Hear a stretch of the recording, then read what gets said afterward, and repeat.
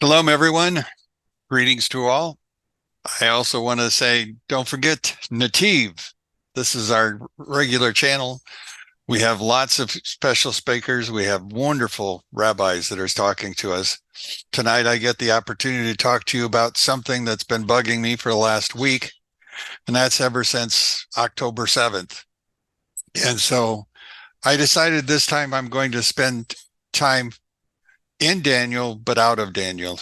I want to go back to what's going on in Israel today and try to give you some understandings that I have that I think really fit with what's going on.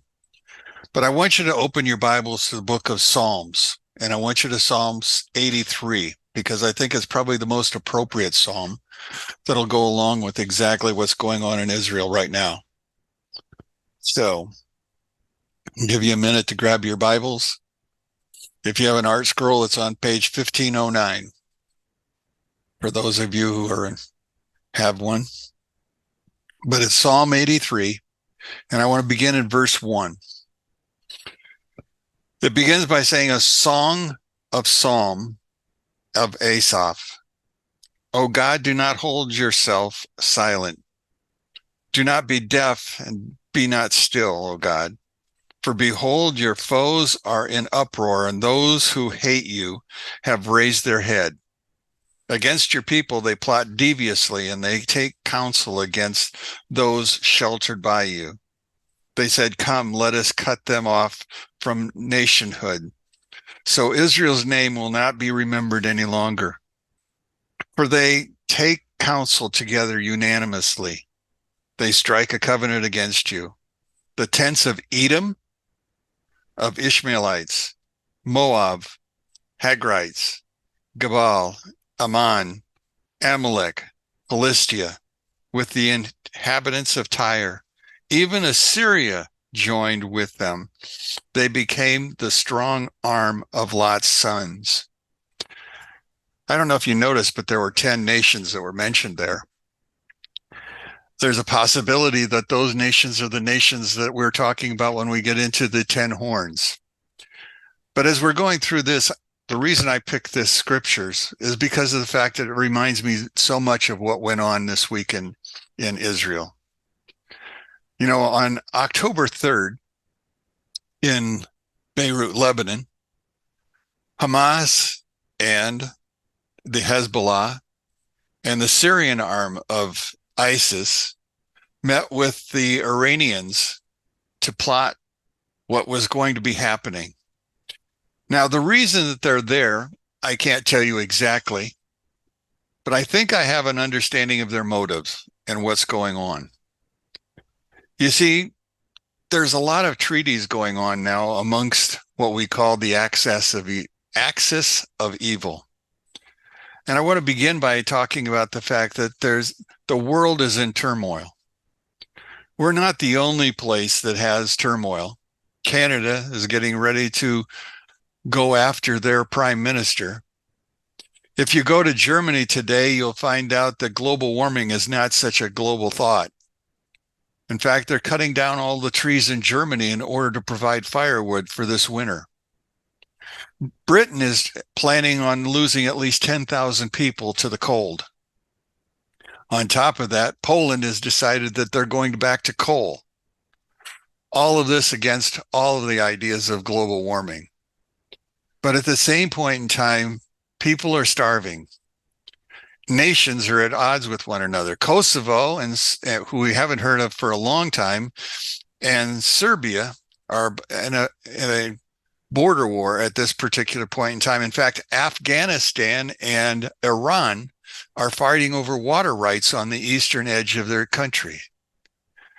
Quite a bit of things are going on there. We know Africa is always in turmoil. We also understand that there's a monetary crisis, not only in Africa, but South America, and maybe even here in the United States, because of all the spending that we've been doing. As you go through understanding, they met and they plotted. And according to one of the sources that I've been watching on YouTube, it was indicated that they agreed that this was going to be an attack, and they picked a most appropriate day. Now, you know, October 7th, but in Hebrew, we're talking about Sukkot. But 50 years ago, we would have been talking about Yom Kippur. You see, Yom Kippur's war is 50 years to the day from this battle beginning in Israel now. 50 years to the day. Imagine that. Well, why did they pick that day? It wasn't because of the fact that they remembered Yom Kippur, I don't think. It was because of the fact that they knew that Israel was going to be off guard, just as they were for Yom Kippur. And so that was the day that was picked. Now, as we watched what was going on and watched in horror, as we began to hear about the casualties, and the casualties are still mounting up. In fact, Israel still has not finished burying the dead from that day. They're still going from house to house across several cities and villages looking for what was going on. To their horror, they've walked into rooms where they said that they could not hardly stand without vomiting to watch little babies who had been beheaded.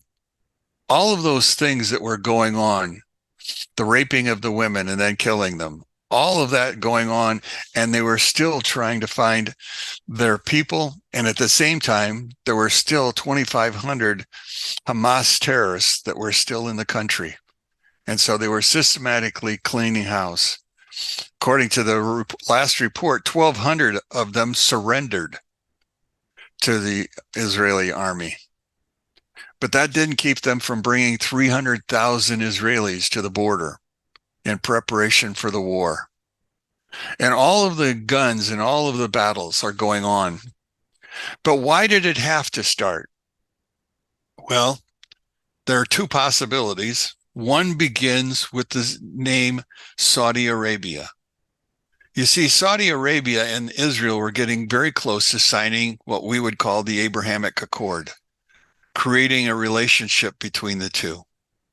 In the process of doing so, that would have left Iran on the outside, watching economies grow. Now, they couldn't afford to do that.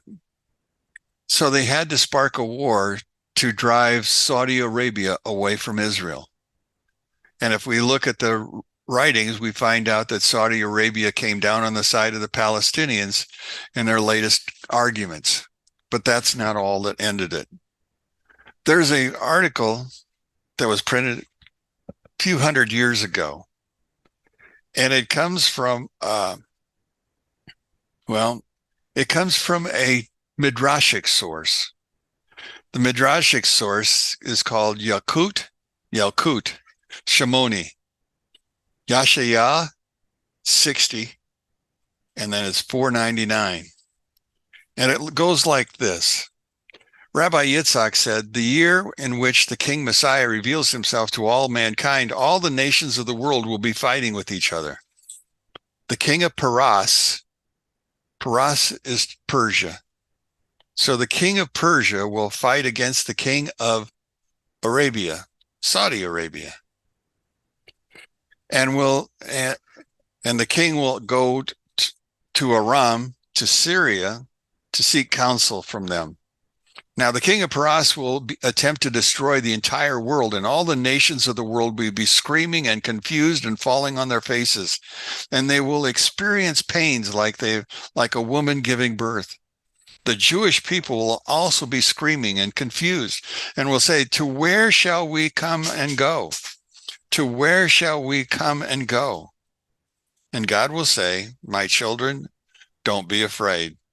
For all that I have done, I have only did for your sake. Why are you afraid? For the time of redemption has come. The time of redemption has come. So one of the possibilities for why this is happening is between Saudi Arabia and Iran. And so we have this war that's going on to discourage what was going to come about, an entire change. Now, this change was also done probably for another reason. And it involves, well, go to Daniel chapter 7. We've been there before, and I want you to go instead of, I was going to teach you about America tonight, but I want to teach you about Russia and Persia. So we're in the stories of the animals, the beasts. And I want to look at the second beast, which is chapter 7, verse 5. It begins by saying, "Then behold another beast, a second one, similar to the bear, similar to a bear. It was placed on one side, and there were 3 ribs in its mouth between its teeth. And this was what they said to it: Arise and devour much flesh." The Persian Empire was supposedly the bear that was spoken of here. Now, normally we have no reason to understand that, except for the fact that there is if we go to chapter 9 in the book of Daniel, we find out that Daniel spent 21 days in prayer, hoping to try to understand why things haven't gone, why we're still fighting the way we are.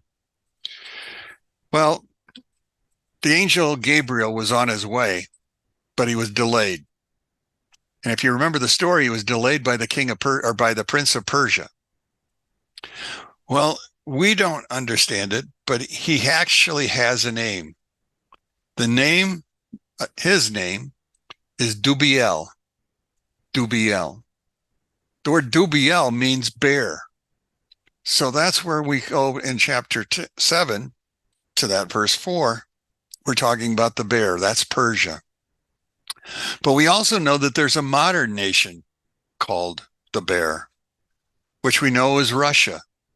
And so we have a situation where we have 2 nations that in their history have devoured much flesh. But at the same point in time, one of those 2 is having a great deal of difficulty. Why? Well, they're involved in a protracted war that they thought they were going to walk in and win easily. That was the war between Russia and Ukraine. And it's not turned out the way they wanted. In fact, the war has gone badly. In fact, they ran ads calling up people to serve in the army. 200,000 men deserted Russia. They escaped, got out of the country. Now they're still needing men. So where did they go? Well, they hire mercenaries. Where do the mercenaries come from? Iran, part of their elite guard. Not only that, we also have this other situation. You see, in trying to defeat Ukraine, they've spent their ammunition. And so the Ukraine has called on their partner, Persia, in order to get drones. They needed drones in order to strategically bomb the targets that they're looking at.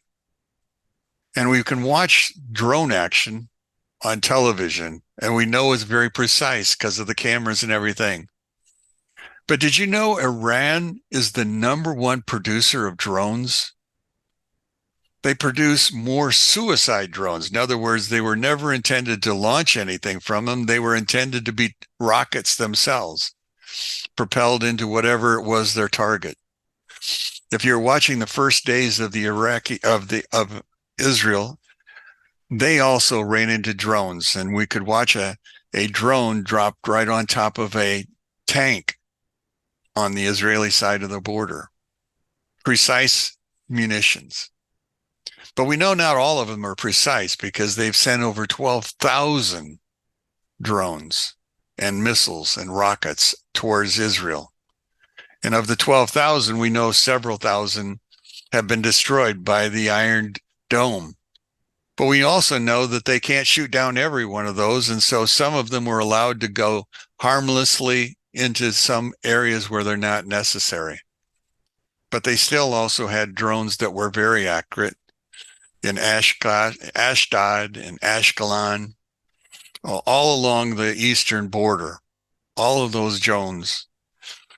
We know that they ended up killing, what appears to be 12,000 people. And at the same time, they kidnapped 120 or so. That's where the struggle is coming from, because they took them back and are hiding them in their tunnels. You see, the city of Gaza is really two cities. There's a city above the ground and there's a city below the ground. And it's below the ground where the Hamas actually live. Now, you know the word Hamas means violence, right? Comes from the book of Genesis, chapter 6. It deals with the idea of violence as being robberies or stealing from one another in a brutal fashion. Well, it's also a word that's found to represent or to talk about people. I want you to look at Ezekiel chapter 7. Ezekiel chapter 7. If you're with me at any length of time at all, you know that we spend a lot of time turning the pages of the scriptures. I hate to have you just sit there, so I want you to look for different things. So we're in chapter 7, verse 7. Okay? The dawn. Now, I want you to understand that this is in past tense, so this has happened. The dawn has come against you, O dweller of the land. The time has come. The day of tumult is near. And it is not the joyous shout of the mountains. Now speedily I will pour my wrath upon you. He hasn't told us who you are. And I will spend my anger against you, and I will judge you according to your ways, and I will place upon you punishment for all of your abominations. And my eye will not spare, and I will not have compassion, and I will place upon you punishment for your ways, and punishment for your abominations will be in your midst. Then you will know that I am Hashem. I am Hashem who spites. Behold the day, behold it comes. The dawn has gone forth. The rod has sprouted fruit. Wantonness has blossomed. Keyword, Hamas has arisen. Hamas has arisen, violence. To become a rod of wickedness. There is not among them, nor among their multitude, nor among their offspring, anyone among them who yearns for me. Hamas is not an organization based on biblical understandings. It's not even an organization based upon any understandings of God. But as we go through understanding, we can see why there was so much brutality when they did cross the line into Israel. So we're talking about a nation. We're talking about a people that are violent and cruel. It doesn't take long to begin to understand that there's a lot more to what's going on. Now, I said in the beginning that Sukkot, remember, what's the function of Sukkot? What is it about? It's supposed to be a season of joy, but at the same point in time, it's not only about joy, but according to the Rosh Hashanah, the Talmud, it also is the last days of judgment. In other words, there were 3 times when Israel, during those 21 days from Rosh Hashanah, the beginning of judgment, to Yom Kippur, the day of judgment, all the way to the end of Sukkot.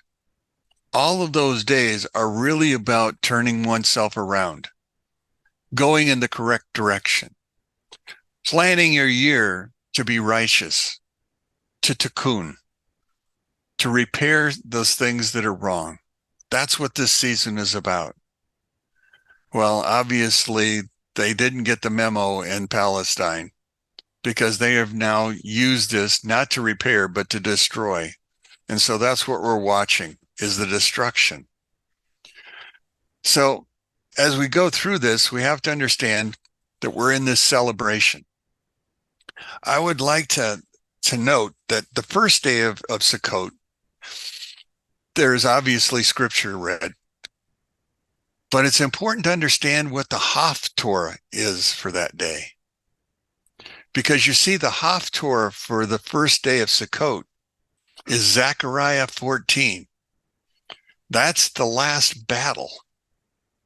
Now, it ends with the fact that everyone coming up to Jerusalem, but we have to understand that the first part of that is about what's happening.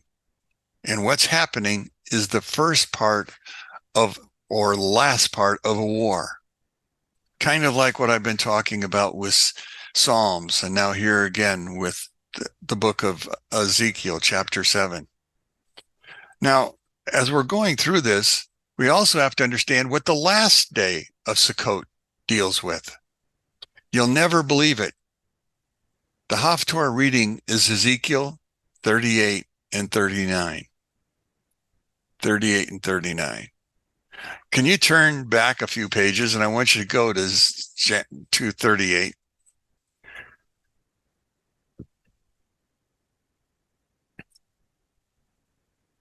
In doing so, we're going to go through the first few verses. But it begins, the word of Hashem came to me saying, Son of man, Ben Adam. Adam is the highest praise for a man. So he's saying to him, you who have highestness, direct your face towards Gog in the land of Magog, the prince, the leader of Meshach and Tubal, and prophesy concerning him, concerning Gog, that is. Oh, by the way, Hebrew is that strange language where the letters for Gog are Gimel, Vav, Gimel. Now, if you change the punctuation, it won't be Gog, it will be Gag. Gag is a roof. So in Sukkot, we practice living without a roof, while here we're talking about a man who finds his safety under a roof and chooses to attack those without the roof. Well, anyway, that's beside the point. Oh, I guess I should say, a long time ago, when Barack Obama was our president, there were a lot of naysayers in Israel. One of the greatest ones was Rabbi Richman. You see, he went and looked at this very beginning, and what he noticed was, you know what? I find the name Obama in the first two verses of this story.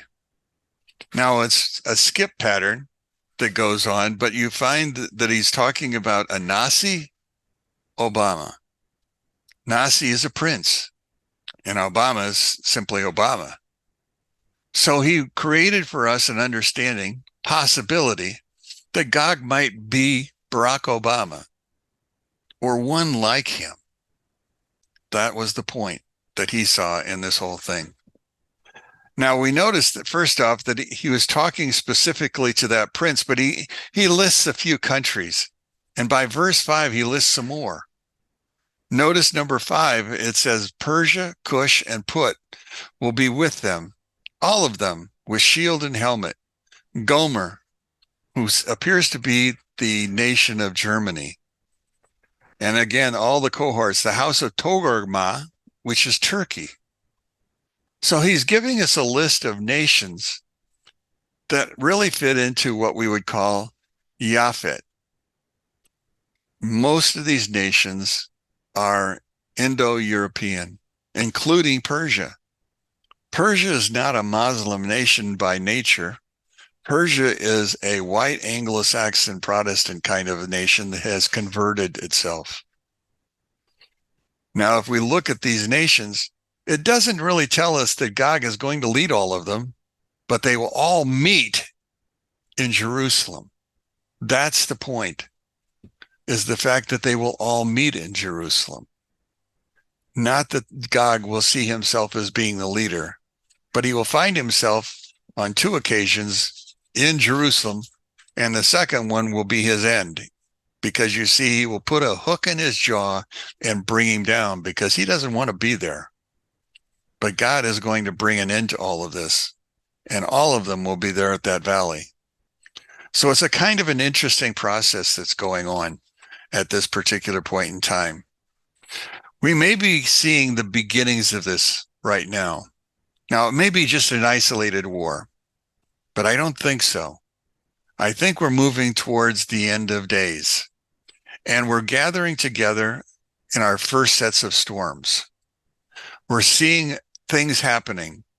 We now see earthquakes. We now see lots of storms in the winter. God is changing the environment. But again, remember, God is here to repair all the damage. Tikkun. You and I are supposed to be also about that process of tikkun, repairing ourselves. And by repairing ourselves, we help to make the world a better place. Remember, Adam was put into the garden for the purpose of tending the garden. Well, the garden was perfect. So what is he tending to? He's tending to his mind, to learning Torah, to understanding what he needed to do in order to fix himself. Because you see, he found himself, well, you and I know how he found himself and his wife. When he came to the conclusion, we're both naked and it's your fault. And so we now understand the fact that women are at fault for all that we all have to suffer through. But up until then, everybody was,